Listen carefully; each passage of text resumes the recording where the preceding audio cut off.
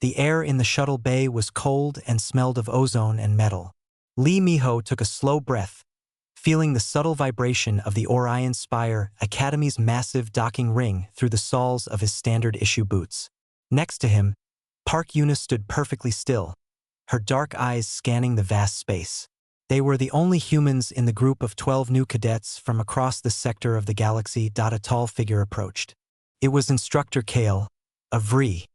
He stood nearly 8 feet tall, with skin like polished gray stone and deep-set eyes that glowed a soft amber. His voice was a low rumble, like rocks grinding together. "Follow," he said, turning without another word. The group moved, a collection of strange forms and gaits. There were Taurans, broad and heavy, their steps thudding on the deck plating. There were willowy Cerathians who seemed to glide. Miho and Yuna walked with a simple, balanced step that felt suddenly very ordinary. The academy was a maze of gleaming corridors and vast viewports showing the star-dusted blackness of space. Instructor Kale gave no grand speech. His explanations were short and direct.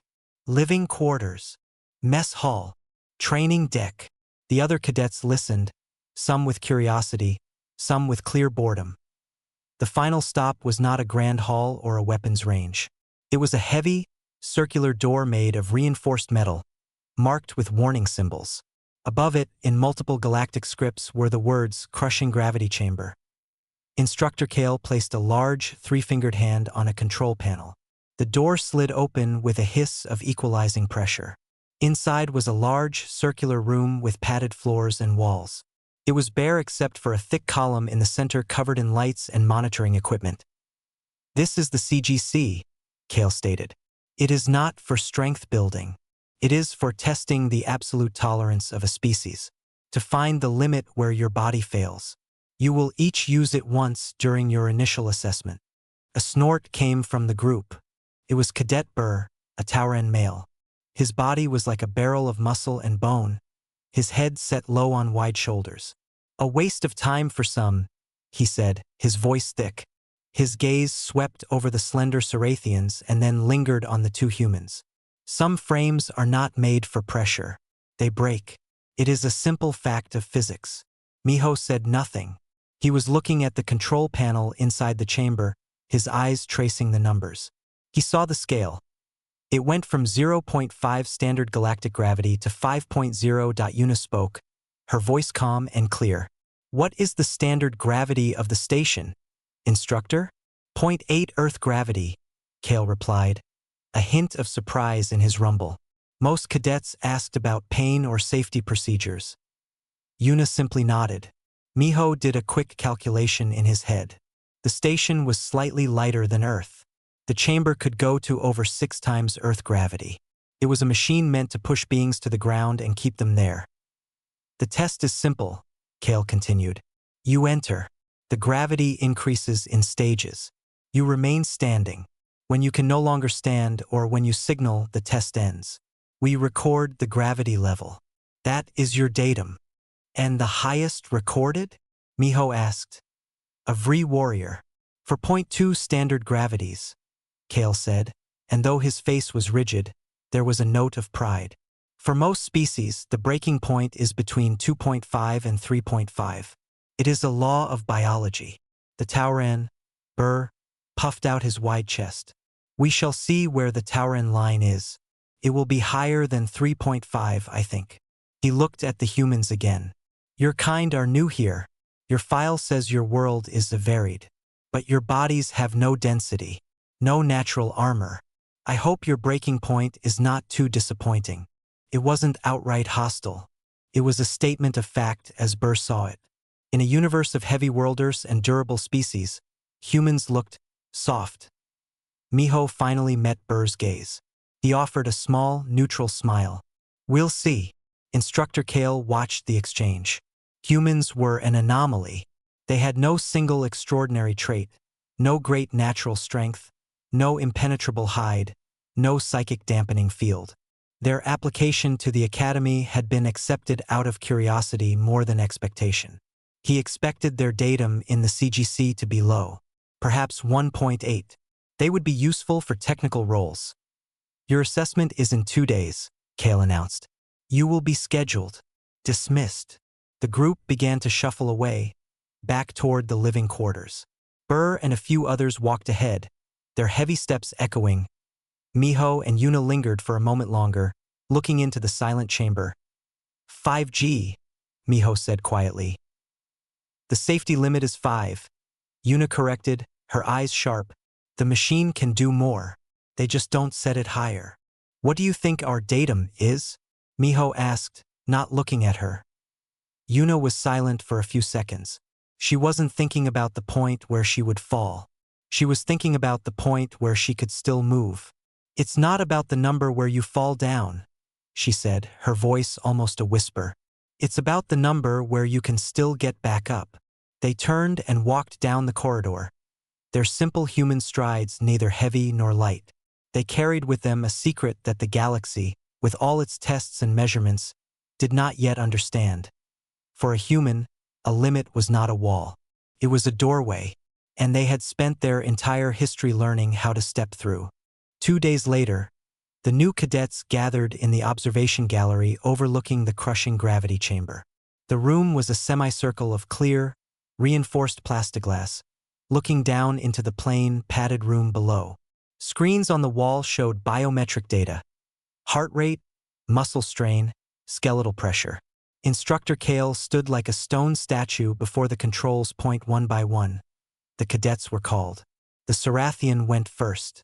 She entered the chamber, her graceful form looking fragile. The gravity increased.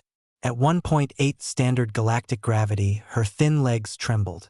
At 2.1, her knees bent and she signaled with a graceful, resigned hand. Her datum was recorded. She exited, looking tired but calm. It was expected. A few others followed. A species with thick fur managed 2.5. Another, with a low center of mass, reached 2.8 before grunting and slumping to the floor. The machine brought the gravity back to normal and they were helped out. Each time, Instructor Kale gave a short nod. The numbers matched galactic predictions. Then it was Cadet Burr's turn. The Tauran moved with a confident, rolling walk into the chamber. He stood in the center, his wide legs planted. The door sealed. Begin, Kale said. The gravity increased. The numbers on the screen ticked up. 1.0, 1.5, 2.0. Burr didn't move. His breathing was steady. At 2.5, the muscles in his thick neck bulged, but he remained a solid statue. A murmur of appreciation went through the gallery. At 3.0, his breathing became a loud, deliberate rasp. The screens showed tremendous skeletal pressure, but his dense bones were made for this. At 3.5, he let out a deep growl. His body was shaking now, a tremor running through his massive frame. He held for another 20 seconds, his face a mask of pure strain. Enough! He finally roared. Kale stopped the test. The gravity normalized. Burr took a huge, gasping breath, then stood straight, a look of triumph in his eyes. He walked out, accepting a few respectful nods. His datum, 3.5, was the highest so far. He glanced at the humans as he passed, a silent message in his look. Instructor Kale was pleased. This was solid, predictable data. Strength and endurance quantified. Next was a Vri cadet, though not as large as Kale. The litho-skinned being entered. The process repeated. The Vri endured with silent stoicism, his stony flesh seeming to harden under pressure. The numbers climbed past Burr's mark. 3.6, 3.7, 3.8. At 3.9, a fine network of cracks appeared on his skin, like stress lines in granite. At 4.0, he gave a single, sharp nod. Kale ended the test. The Vri cadet walked out stiffly, his datum of 4.0 now the new leader. The gallery was quiet, impressed. This was near the record. Kale checked his list. Only the two humans remained, Lee Miho and Park Yuna. He looked at them. They stood together, watching the screens, their faces unreadable. Cadet Park Yuna, you are next. Yuna nodded. She walked to the chamber door. It slid open. She stepped inside. The door closed behind her with a final sound. Through the plexiglass, she looked very small and alone in the center of the big room. "The test is simple, cadet." Kale's voice came over the speaker in the chamber. "Endure. We will find your limit." "Understood." Yuna's reply was calm. "Begin." The gravity increased. The dial moved from the station standard of 0.8, 1.0, 1.2, 1.5. Yuna stood straight, her arms at her sides. Her breathing was controlled. On the screen, her heart rate was elevated but steady. The other cadets watched. They expected her to fail soon. She had no special density. Increasing to 2.0, Kale announced. This was often the breaking point for lighter species. The hum of the chamber deepened. Yuna's body sagged for a second, then she tightened her posture. Her legs were firm. She was standing. A slight frown appeared on Kale's stone-like face. The biometrics were strong. Increasing to 2.5. This was the high average. Many cadets failed here. The force pushed down. Yuna's black hair, tied back, now hung straight down as if pulled by a strong hand. Her shoulders tightened. She bent her knees slightly, adjusting her stance. She was still standing. She was not signaling. In the gallery, Cadet Burr leaned forward. "Impossible," he muttered. "Her frame should be buckling." Kale was confused. Had he misset the controls? The readouts confirmed it. 2.5 standard gravities were active in the chamber. The human female was enduring a force that would pin many Cerathians to the floor. "Cadet, do you wish to stop?" Kale asked over the speaker. "No, Instructor." Yuna's voice came back, strained but clear. "Continue, please." A ripple of surprise went through the observers. Kale's finger hovered over the control. Protocol was to push to the subject's limit. But her limit was not what he had predicted. Increasing to test level 3.0, the hum became a deep, powerful thrum. The very air in the chamber seemed heavier. On the screen, Yuna's muscle strain indicators spiked into the yellow zone. Her heart was pounding now. Her body was trembling with the effort of simply standing against the terrible weight. And then, she moved. She didn't fall. She didn't signal. She slowly, painfully, lifted her right foot. She placed it forward. Then, with a visible effort that made the cords in her neck stand out, she bent her knees. She lowered her body a few inches, and then, with a shake of pure will, pushed back up.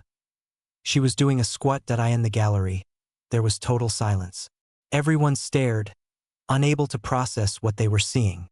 This was not endurance. This was not passive tolerance. This was something else entirely. Instructor Kale's amber eyes were wide. He had never seen this. No one had ever seen this. The test was to see when you fell, not to see what you could do before you fell. His hand slammed down on the comm button. His voice, full of confusion and disbelief, echoed into the chamber. The instructor's voice boomed in the heavy air. The question hung there, a demand for an answer. Yuna was at the bottom of her squat, holding the position. The gravity pulled at her like a giant, invisible hand trying to crush her into the floor. Every muscle in her legs screamed.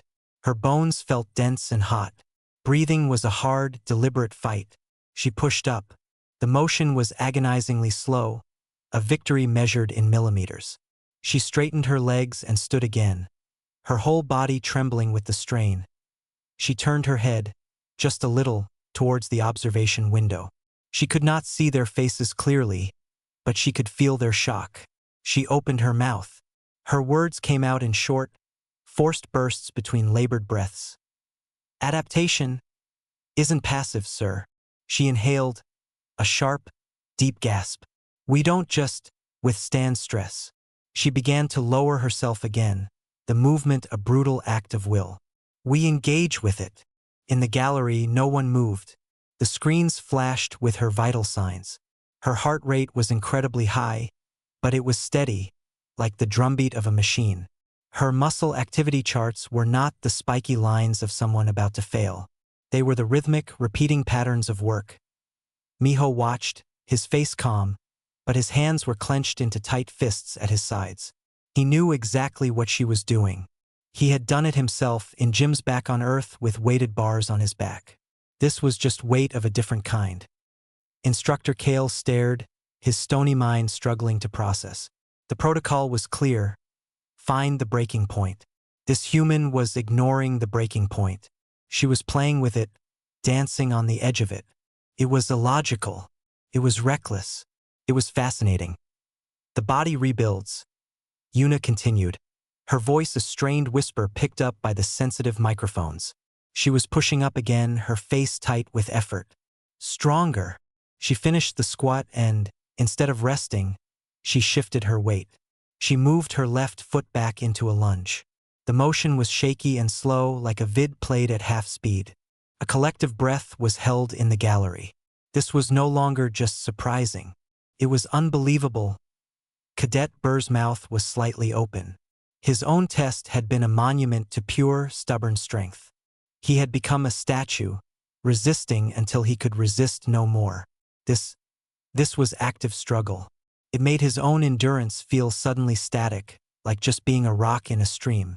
This human was trying to swim upstream. Instructor Kale found his voice again. The scientist in him overrode the shocked instructor. Your biometrics are entering the red zone, cadet. The risk of muscular tear or skeletal damage is high. You must stop. Yuna held the lunge. The risk is the point, instructor. She pushed back to her feet with a grunt of pain that echoed in the quiet gallery. If you don't push into the red zone, the line never moves.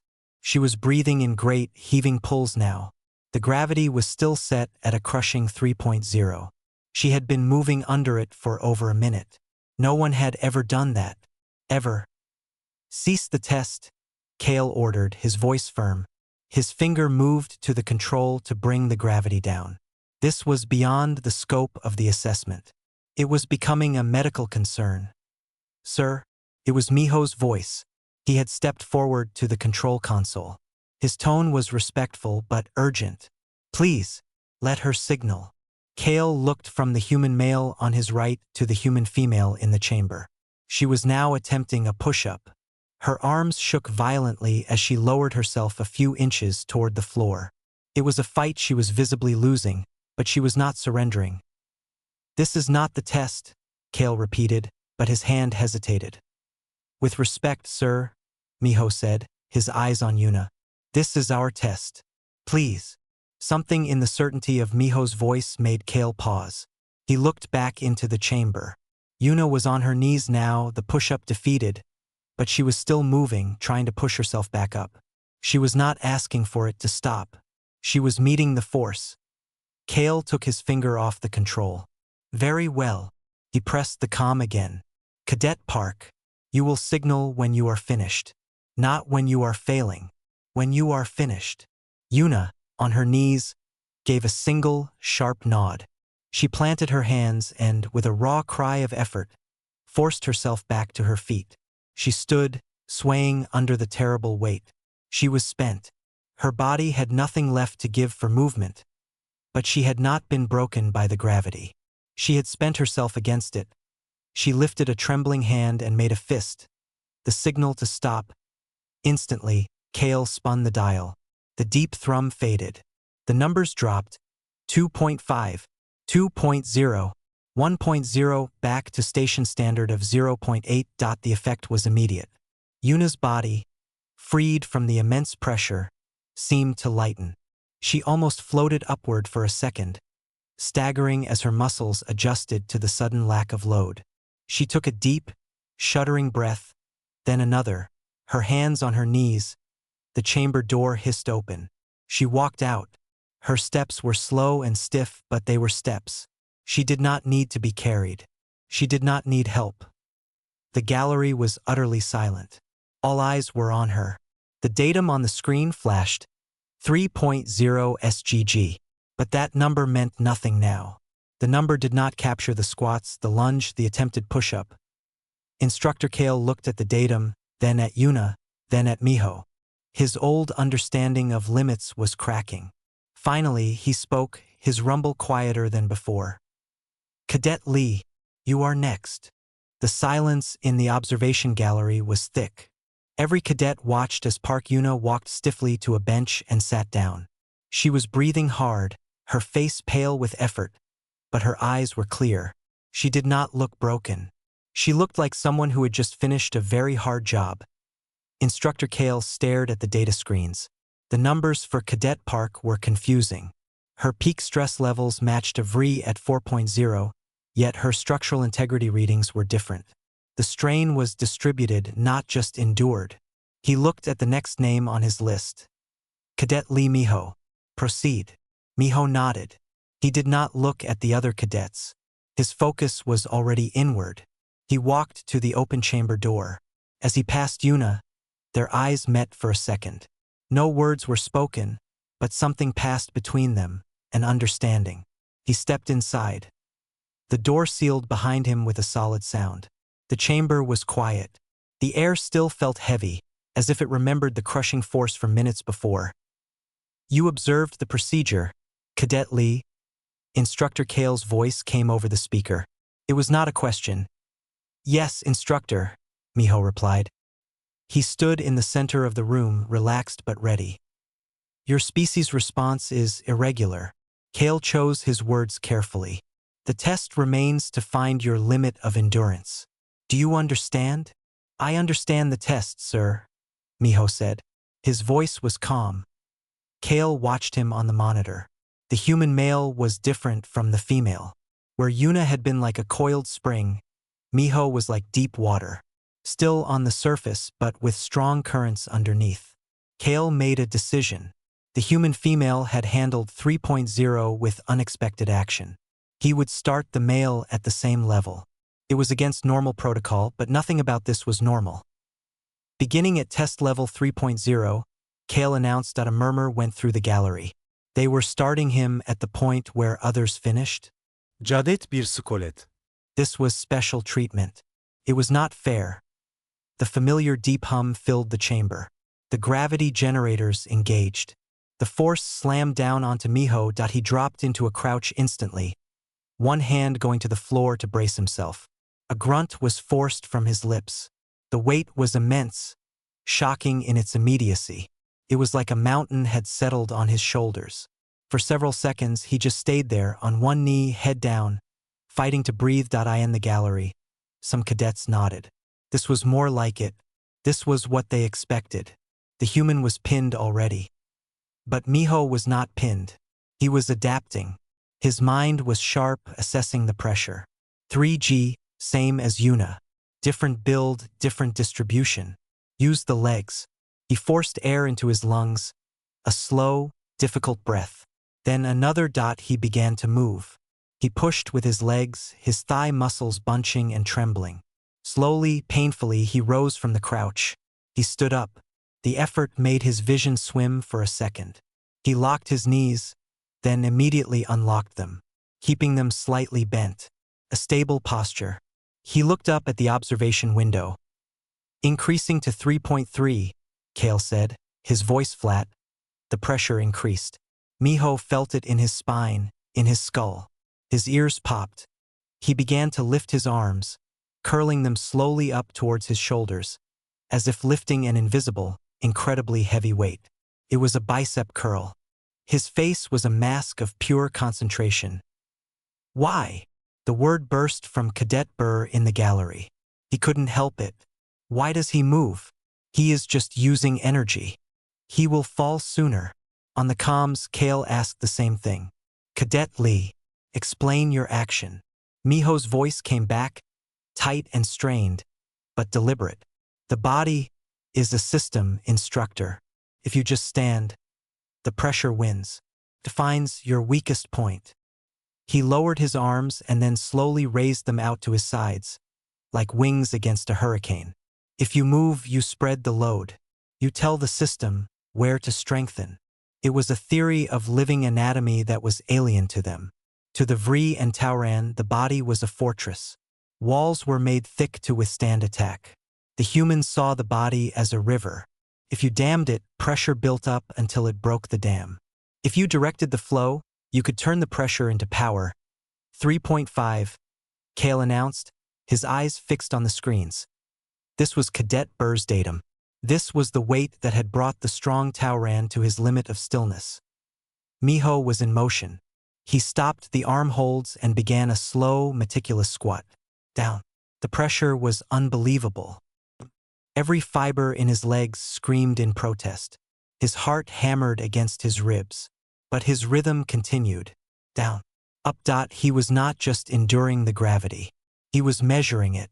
With every movement, he was learning its exact quality, and in doing so, teaching his body how to exist within it.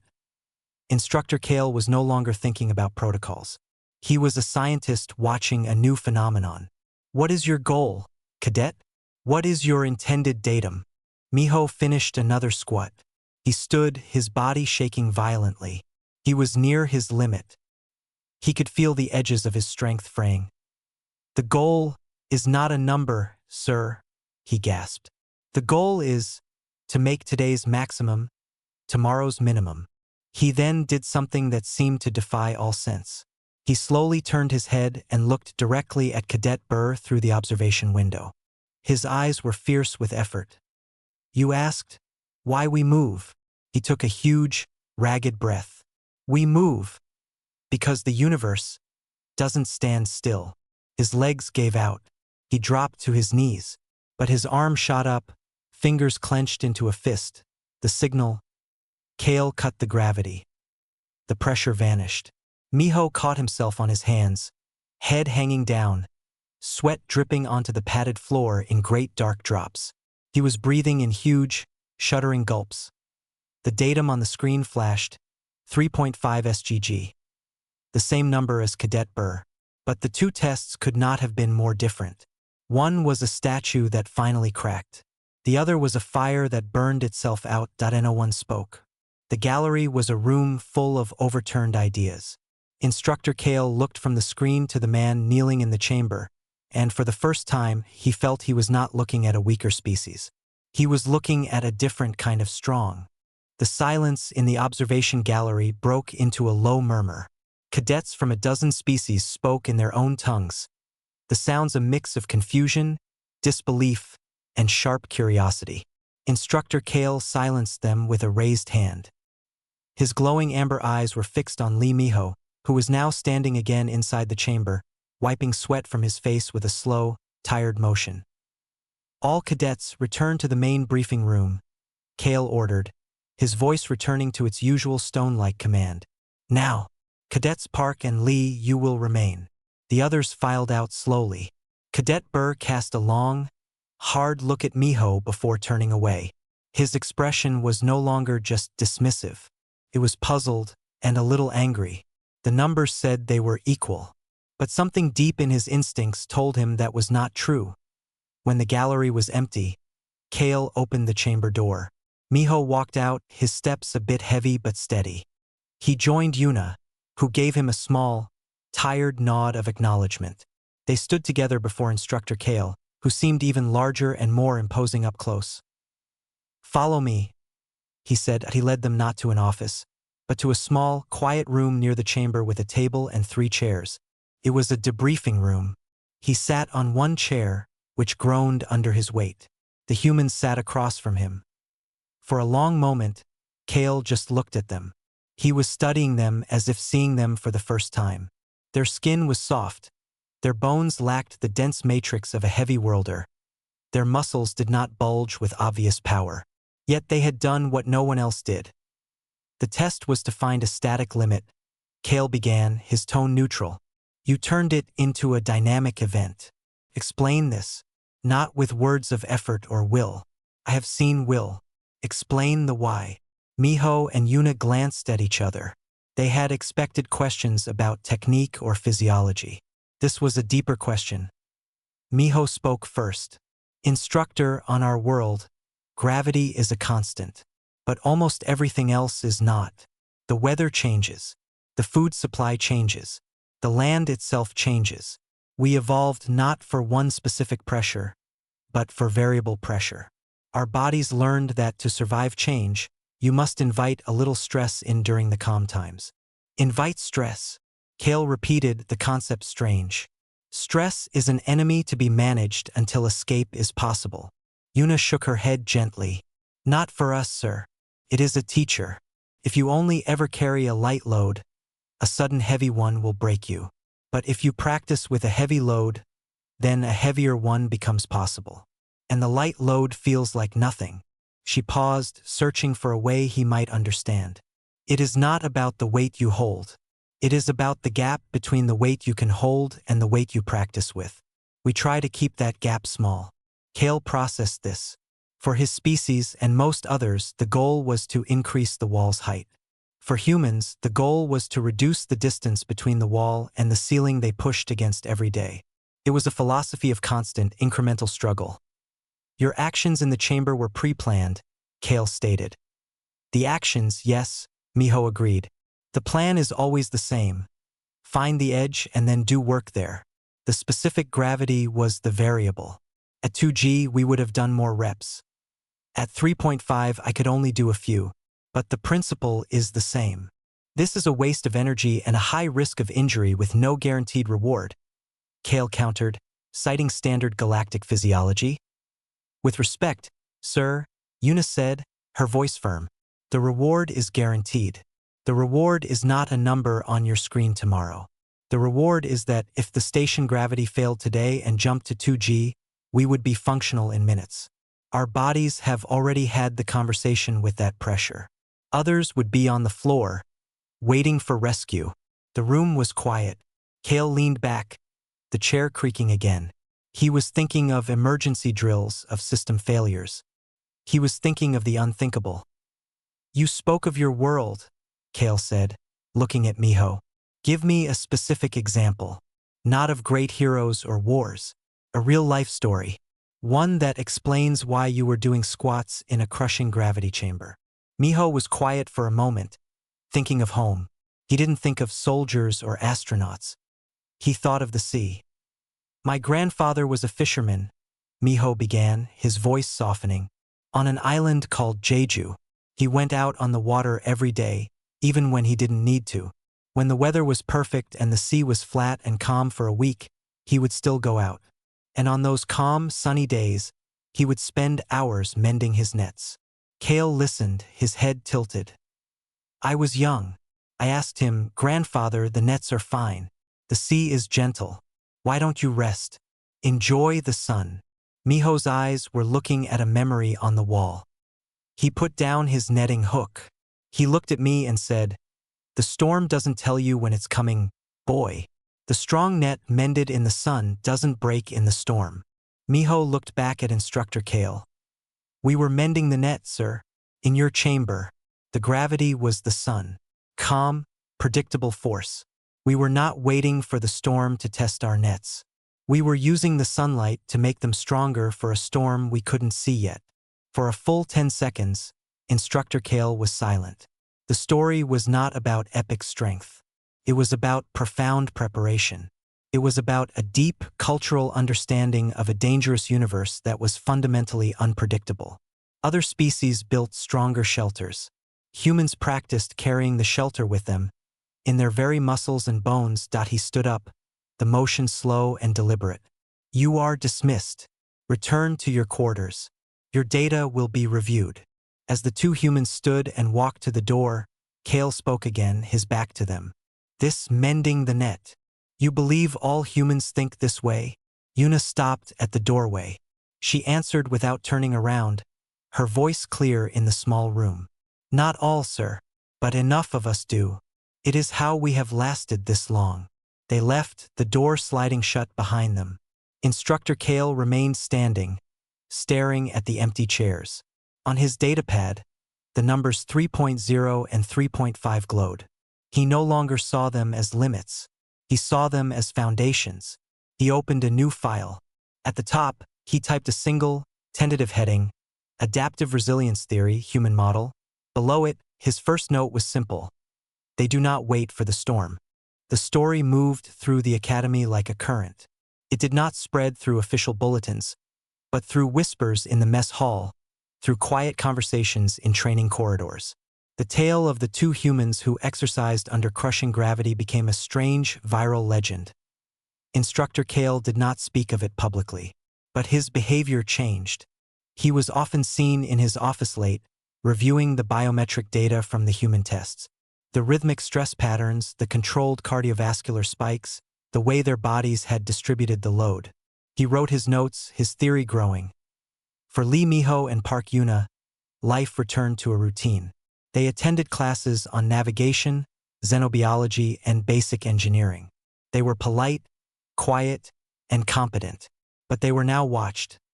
Cadet Burr, the Tauran, watched them the most. He could not let it go. The equality of the number 3.5 felt like a lie.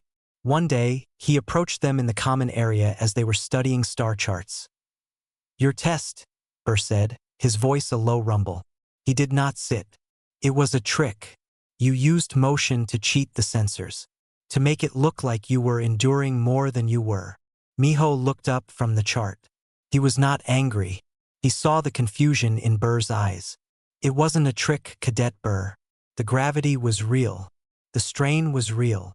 But you did not endure," Burr insisted, using the common galactic word for passive resistance. "You performed. It is different. The test is one of stillness." Yuna closed her datapad. "Is the goal of training to be good at taking tests, Cadet? Or is it to be good at what happens after the test?" Bir bilinket. The question was illogical to him. The test measures your capacity. That is the goal. And if the thing you need to do requires more than your measured capacity, Miho asked gently, "What then? Do you fail because a machine once said you should?" Burr had no answer. His culture valued knowing one's place, one's precise limit. To deliberately push beyond a known limit was not brave. It was foolish, a violation of natural law. Others were less hostile. A young Sarathian cadet, named Lrin, approached Yuna 2 days later. Her voice was like wind chimes. "The movement, it helps? It does not just make the pressure worse. It makes it different," Yuna explained. She held out her arm, bending it at the elbow. "If I hold my arm straight out for an hour, it will ache terribly. The muscle fails from one long, continuous strain. But if I bend and straighten it, moving blood, changing the angle of stress, it can work for much longer. The total work is greater, but the failure is delayed. The gravity is the same. We just negotiate with it." Rinna's large, liquid eyes seemed to ponder this. The next day, she was seen entering a low-gravity gym, not just floating, but practicing slow, deliberate motions against the resistance bands. The change was small, but it began. A Vri cadet, not as stoic as Instructor Kale, asked Miho about the mending the net story. Miho told it again, simply. The Vri listened, his stone face unreadable. But later, in the strength training bay, he was observed adding smaller, repetitive movements to his usual routine of lifting massive weights and holding them. Instructor Kale officially changed nothing. But unofficially, he allowed small things. He did not stop Miho and Yuna from using the low-power setting of the crushing gravity chamber during designated training hours. They went in, set it to 2.0 G, and for 20 minutes they moved. They did not try to break records. They just worked. A few others began to join them. First Lrin, who used 1.2 G to practice her fluid motions under mild strain. Then the curious Vri. Even a skeptical Tauran cadet, not Burr, came one day. He set the chamber to 2.8 G, a level he knew he could stand in. He tried a single, deep knee bend. The effort made him grunt in surprise. It was a different kind of hard. Burr watched this from the gallery, his arms crossed. He saw the human female, Yuna, coaching the Sarathian on her breathing. He saw the human male, Miho, showing the Vri a different hand position for a pressing motion. It looked like collaboration. It looked like teaching. This was the most unsettling part.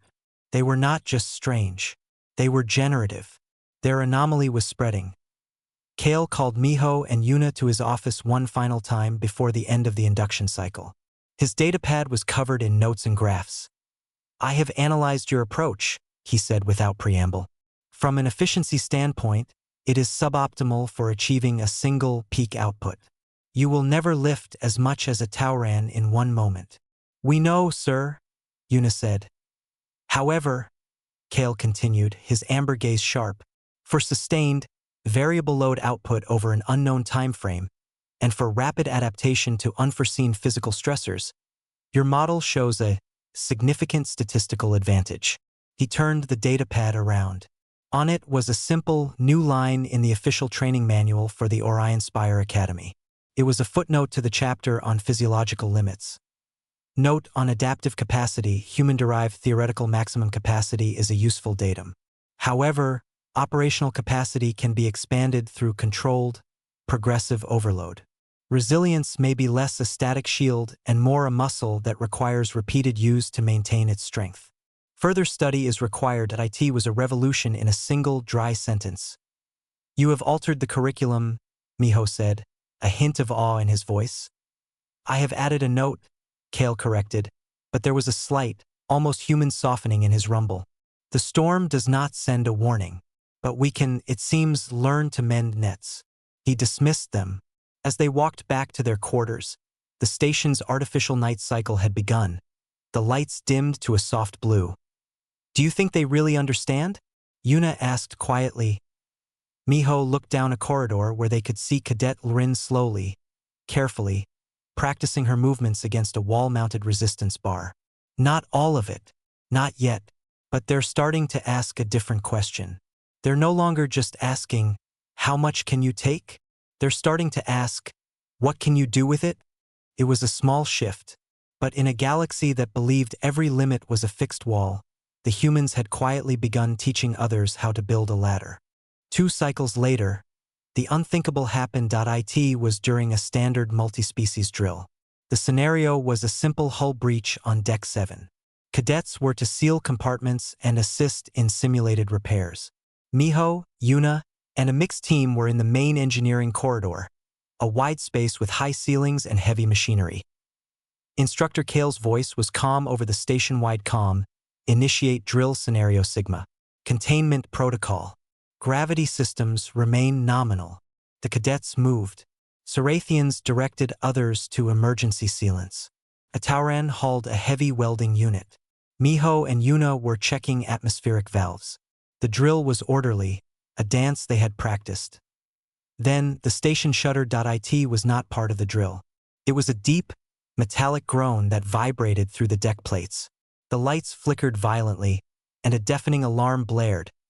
A different, sharper sound than the drill alarm. What is that? Cadet Lrin asked, her musical voice tight with fear. A voice, not Kale's, shouted over the comm. It was a station engineer, panic edging her tone. Primary inertial damping field failure. Cascading instability. Brace for gravity fluctuation. The words meant nothing and then everything all at once. The first wave hit. Felt like the floor dropped away. Miho's stomach lurched as gravity dropped to almost nothing. He floated up a few inches along with tools, datapads, and other cadets. A Sarathian cried out, tumbling in the air. The Tauran, Burr, grabbed a handhold, his heavy body suddenly adrift. Grab something, Yuna yelled, her voice cutting through the chaos. She had hooked an arm around a conduit. Then the second wave hit. Was the opposite. It was like the ceiling fell down. Gravity returned, not to normal, but to a crushing, heavy surge. Miho slammed into the deck. The breath was knocked from his lungs. Felt like 2G, then 2.5. All around him, cadets grunted and cried out as they were thrown to the floor. The Tauran hit with a heavy thud. Lrin was pinned, her delicate limbs splayed. The lights surged and dimmed. The gravity kept shifting. It was not steady. It pulsed and wobbled 0.5G, then 1.8G, then 2.2G, then back to 0.8. It was unpredictable, violent, and disorienting. The universe itself had become unsteady. Injuries reported on multiple decks. The engineer's voice screamed over the alarm. Medical teams respond. All cadets, stay where you are. Do not move. Staying where they were was a death sentence. A heavy conduit, shaken loose by the violent shifts, tore from its mounting above. In the fluctuating gravity, it was a deadly pendulum. At 0.5G, it swung wide. At 2.8G, it smashed down toward Cadet Lrin, who was struggling to rise. Instinct took over. Not the instinct to freeze, but the instinct trained over countless hours of mending the net. As the gravity dipped to 1.2 g, Miho pushed. He didn't try to stand fully. He launched into a low, scrambling crawl. The gravity surged to 2.0 g as he moved, pressing him down, but his muscles, conditioned to move under load, responded. It was brutal, but it was familiar. He reached Lrin as the conduit swung up again in a low G arc. "Your legs. Under you," he shouted, his voice strained. He didn't try to carry her. He helped her get her own feet under her, using the rhythm of the pressure. Nearby, Yuna was already moving. She saw Burr, the strong Tauran, on his hands and knees. His great strength was useless here. Every time he tried to stand, a new gravity shift would buckle him. He was fighting the changes and losing. "Burr, don't stand," she called out, half crawling, half lunging toward him as the gravity danced between 1.5 and 2.3. "Roll with it. Use the low push to prepare for the high." It was the lesson of the chamber.